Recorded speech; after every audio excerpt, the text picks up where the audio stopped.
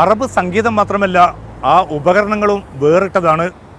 അത് നിർമ്മിക്കുന്ന സ്ഥാപനമാകട്ടെ അതിലേറെ വ്യത്യസ്തവും.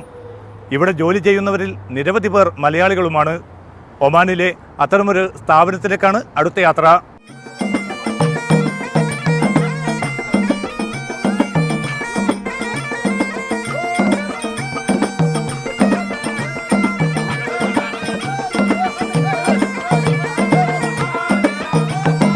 ഗൾഫിൽ മലയാളികൾ അധികമൊന്നും കൈവയ്ക്കാത്ത മേഖലയാണ് പരമ്പരാഗത അറബ് സംഗീത ഉപകരണങ്ങളുടെ നിർമ്മാണം.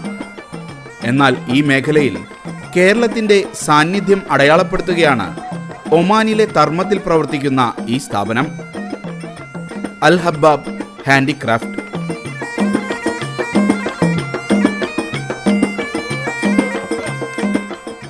ഒമാൻ സ്വദേശി സയ്യിദ് അൽ ഹബ്ബാബിൻ്റെതാണ് ഈ കമ്പനി.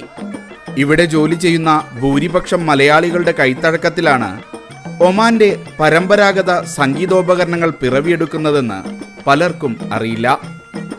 ഒമാനി ആഘോഷവേളകളുടെ അവിഭാജ്യ ഘടകമാണ് സംഗീതവും നൃത്തവും. ചെണ്ട, കുഴൽവാദ്യം തുടങ്ങിയവയാണ് ഇവരുടെ പ്രധാന സംഗീതോപകരണങ്ങൾ. ഏറെ ശ്രദ്ധയോടെ നിർമ്മിക്കേണ്ടതാണ് ഇവയെന്ന് സ്ഥാപനത്തിലെ ഫോർമാനായ കൊല്ലം തങ്കശ്ശേരി സ്വദേശി രാജു പറയുന്നു. ഇവിടെ പൊതുവായിട്ട് ഇവർ ഉപയോഗിക്കുന്ന ചെണ്ട ഐറ്റംസിൽ ഒരു 6 ഐറ്റംസ് ചെണ്ടയുണ്ട്. ഒരെണ്ണത്തിൻ്റെ പേര് സേന്തു ദേമ, ഒരെണ്ണത്തിൻ്റെ പേര് സേന്തു വഗാഫി, ഒരെണ്ണത്തിൻ്റെ പേര് സിന്ധു ലേവ, പിന്നെ ഒരെണ്ണം ചപ്പൂറ, പിന്നെ ഇത് എൻ്റെ പുറകിലിരിക്കുന്ന ഇത് കാസർ റഹ്മാനി. അങ്ങനെ ആ ഒരു ലേബലാണ് ഇതിൻ്റെ ശൈലി. നിർമ്മാണം നമ്മൾ ഇവിടുത്തെ നാടൻ തടിയാണ് ഇതിന് ഉപയോഗിക്കുന്നത്. ഈ വേപ്പ് മരം, പിന്നെ ഇവിടുത്തെ ഒമാനി പേരുകൾ തന്നെ സിദർ, ഗരത്ത്, ബിദാം, തല്ലിത്തേങ്ങ മരം, അങ്ങനെയുള്ള ആ മരങ്ങളാണ്, അതിൻ്റെ തടിയാണ് നമ്മൾ ഈ ചെണ്ടയ്ക്കായിട്ട് ഉപയോഗിക്കുന്നത്. നാട്ടിൽ ആശാരി ജോലിക്കാരനായിരുന്ന രാജു 8 വർഷം മുമ്പാണ് ഒമാനിലെത്തുന്നത്. ഇവിടെ എത്തിയ ശേഷം തൊഴിലുടമയുടെ ശിക്ഷണത്തിലാണ് രാജു ഇവയുടെ നിർമ്മാണത്തിൽ പ്രാവീണ്യം നേടിയത്. 30 സെന്റിമീറ്റർ മുതൽ 110 സെന്റിമീറ്റർ വരെ പല വലിപ്പത്തിലുള്ള ചെണ്ടകൾ ഇവിടെ നിർമ്മിക്കുന്നുണ്ട്. ചെറിയ ചെണ്ടയ്ക്ക് കാസർ എന്നാണ് പേര്, വലുതിനെ റഹ്മാനി എന്നും വിളിക്കും. ബദാമിന്റെയും ആര്യവേപ്പിന്റെയും തടിയാണ് നിർമ്മാണത്തിന് ഉപയോഗിക്കുന്നത്. മുമ്പ് ഒമാനികൾ കൈകൊണ്ടുണ്ടാക്കിയിരുന്ന ചെണ്ടകൾ ഇപ്പോൾ യന്ത്രത്തിന്റെ സഹായത്താലാണ് നിർമ്മിക്കുന്നത്. എങ്കിലും കണക്കുകൾ തെറ്റാതെ നോക്കേണ്ടതുണ്ട്. തടിയുടെ വണ്ണമടക്കം പല ഘടകങ്ങളും ചെണ്ടയുടെ ശബ്ദത്തെ ബാധിക്കും.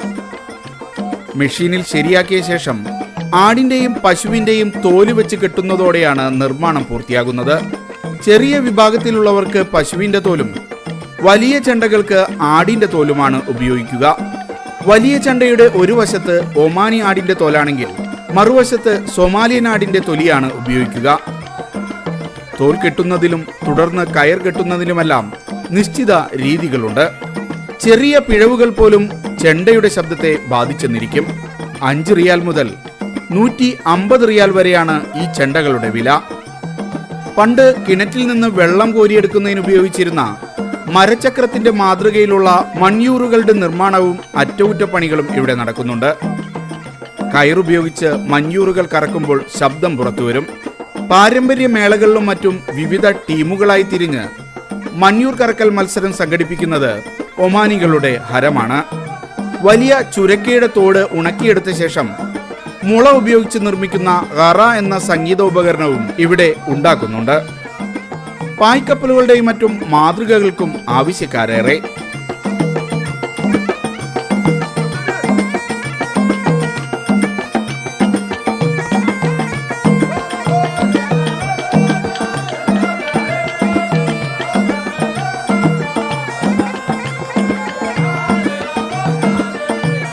സ്വദേശി പുരുഷന്മാരുടെയും സ്ത്രീകളുടെയും പരമ്പരാഗത വസ്ത്രങ്ങൾ നെയ്തെടുക്കുന്ന നെയ്ത്തുശാലയും ഇവിടെയുണ്ട്.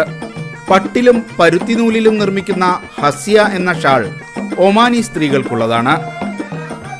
പുരുഷന്മാർ തലയിൽ കെട്ടാൻ ഉപയോഗിക്കുന്ന മസർ, സുബായിയ എന്നിവയും ഇവിടെ നിർമ്മിക്കുന്നു. ഇത്തരം കമ്പനികൾ അപൂർവമാണ് എന്നതുകൊണ്ട് തന്നെ ഒമാന്റെ ഏതാണ്ട് എല്ലാ ഭാഗത്തും ഈ ഉൽപ്പന്നങ്ങൾ എത്തിക്കുന്നത് ഹബ്ബാബിന്റെ സ്ഥാപനമാണ്. ഒമാനിൽ മാത്രമല്ല മറ്റ് GCC രാജ്യങ്ങളിലും ആവശ്യക്കാരുണ്ട്. Customers Sur, Salalah, Dubai, Abu Dhabi, Qatar അവിടെ നിന്നൊക്കെയുള്ള കസ്റ്റമേഴ്സ് വരാറുണ്ട് നമുക്കിവിടെ. അവരെ ഇഷ്ടത്തിനനുസരിച്ചാണ് നമ്മൾ കാര്യങ്ങൾ ചെയ്യുന്നത്. 15-ാം വയസ്സിൽ പിതാവിനൊപ്പം ഈ പണിക്കിറങ്ങിയ ആളാണ് ഹബ്ബാബ്. അതുകൊണ്ട് തന്നെ മുതലാളി ചമഞ്ഞിരിക്കാതെ സഹപ്രവർത്തകർക്കൊപ്പം പണിയെടുക്കാനും ഇദ്ദേഹമുണ്ടാകും. മരപ്പണിക്കൊപ്പം പഴയ സാധനങ്ങൾ ശേഖരിക്കുന്ന ഹോബി കൂടി അൽ ഹബ്ബാബിനുണ്ട്. പഴയ റേഡിയോ, ടെലിവിഷൻ, പാത്രങ്ങൾ, ബ്രിട്ടീഷുകാരുടെ കാലത്തെ ലൈസൻസുകൾ, കറൻസി നോട്ടുകൾ തുടങ്ങി പഴമയുടെ തിളക്കമുള്ള ഒരു പിടി സാധനങ്ങൾ ഇദ്ദേഹത്തിന്റെ ശേഖരത്തിലുണ്ട്. ഈ പുരാവസ്തു ശേഖരം ഇവിടെ എത്തുന്നവർക്ക് വിസ്മയ കാഴ്ചയാണ്. അൻഫർ, നിഷിൽ, സുബ്രഹ്മണ്യൻ, ശരത്ത്, രഞ്ജു, ലാലു, സുധീഷ്, വിഷ്ണു, പ്രിൻസ്, നിഖിൽ എന്നിവരാണ് ഇവിടുത്തെ മറ്റ് മലയാളി ജീവനക്കാർ. ബംഗാളികളും പാകിസ്ഥാനികളും ഉണ്ടെങ്കിലും മലയാളികൾ തന്നെയാണ് ഭൂരിപക്ഷം. ഒമാനികൾക്ക് പുറമെ മലയാളികളും ഇവിടെ സന്ദർശകരായി എത്താറുണ്ട്.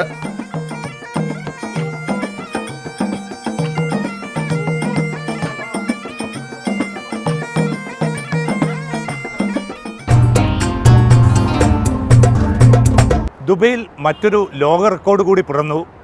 ഏറ്റവും കൂടുതൽ പങ്കെടുക്കുന്ന കരാട്ടെ പ്രദർശനം. അതിൻ്റെ ദൃശ്യങ്ങളിലൂടെ